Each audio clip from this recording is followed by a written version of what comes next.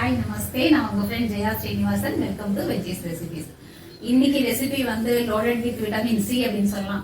கரெக்டா கண்டுபிடிச்சிட்டீங்க. நெல்லிக்காய் சட்னி, அதுவும் வந்து எம்பி ஸ்டைல, மத்திய பிரதேஷ்ல என்னோட ஃப்ரெண்ட் ஒருத்தவங்க அவங்க சொல்லி கொடுத்த சட்னி. நேரம் அவங்களுக்கு நான் நன்றி சொல்லிக்கிறேன். அவங்க ஸ்டைல அவங்க சொல்லி கொடுத்தாங்க. சின்ன சின்ன வேரியேஷன்ஸ் அதை கொஞ்சம் மாத்தி நம்ம ஸ்டைலுக்கு, நம்ம தொகையல் சாதத்துல பசங்க சாப்பிட்ற மாதிரி நம்ம தொகையலுக்கு தகுந்த மாதிரி நான் மாத்தி இப்போ செஞ்சிட்டு இருக்கேன்.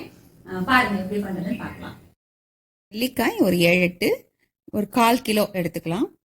கடுகு ஒரு டீஸ்பூன், மஞ்சத்தூள் அரை டீஸ்பூன், பெருங்காயம் ஒரு 1/4 டீஸ்பூன், வெந்தயம் ஒரு 1/4 டீஸ்பூன், வெள்ளை உளுத்தம்பருப்பு ஒரு டேபிள் ஸ்பூன், உப்பு நம்ம டேஸ்ட்டுக்கு தகுந்த மாதிரி, பச்சை மிளகாயும் காஞ்ச மிளகாயும் 2 சேர்த்து நம்ம காரத்துக்கு ஏற்ற மாதிரி எடுத்துக்கணும்.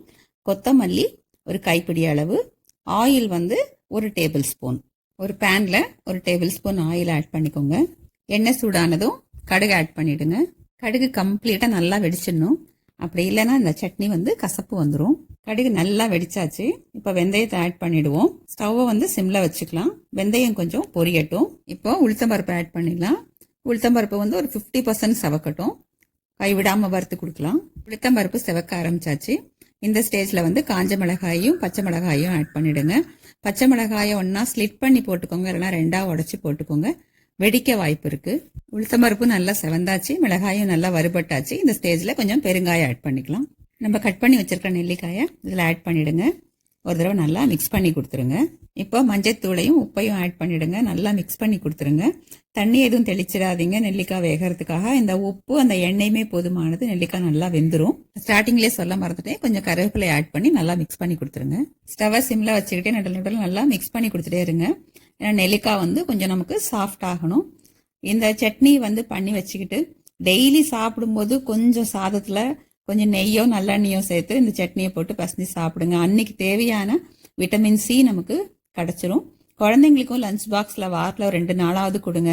நெல்லிக்காயாக கொடுத்தா அவங்க சாப்பிட மாட்டாங்க இல்லையா? இந்த மாதிரி கொடுத்தீங்கன்னா கண்டிப்பாக சாப்பிட்ருவாங்க. நெல்லிக்காய் நல்லா வெந்தாச்சு. இப்படி ஸ்பூனால் ப்ரெஸ் பண்ணிங்கன்னா 2 துண்டானா போதும். இந்த ஸ்டேஜில் நம்ம கொத்தமல்லி ஆட் பண்ணிடலாம். கொஞ்சம் ஈரம் இல்லாமல் இருக்கிற மாதிரி சேர்த்துக்கோங்க. ஏன்னா அப்போ தான் நம்ம 10-15 நாளைக்கு ஸ்டோர் பண்ணி வச்சு சாப்பிட முடியும். ஸ்டவ் ஆஃப் பண்ணிவிடுங்க. இந்த சூடே போதுமானது. இதிலேயே மிக்ஸ் பண்ணிங்கன்னா கொத்தமல்லியும் நல்லா வெந்துடும். நல்லா சூடு ஆறுனதுக்கப்புறம் மிக்சியில் குறைன்னு அரைச்சி எடுத்துக்கோங்க. இது குறைன்னு அரைச்சாதான் சாதத்துக்கு, லஞ்ச் பாக்ஸுக்கு, தயிர் சாதத்துக்கு தொட்டுக்கிறதுக்கு எல்லாத்துக்குமே ரொம்ப நல்லாயிருக்கும். தண்ணி விடாமல் இது மாதிரி மிக்சியில் அரைச்சி எடுத்துக்கோங்க. இதை வந்து ஒரு டப்பாவில் ஸ்டோர் பண்ணி ஃப்ரிட்ஜில் வச்சுக்கோங்க. 10-15 நாள் வரைக்கும் நீங்கள் ரெகுலராக சாப்பிடலாம். சூப்பராக இருக்கும்.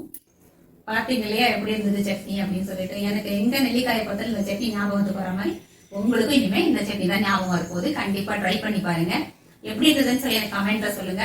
சேனலை சப்ஸ்கிரைப் பண்ணுங்க, லைக் பண்ணுங்க, பெல் ஐகானை கிளிக் பண்ணுங்க. டெய்லி நம்ம மீட் பண்ணிட்டே இருக்கலாம். தேங்க்ஸ் ஃபார் வாட்சிங்.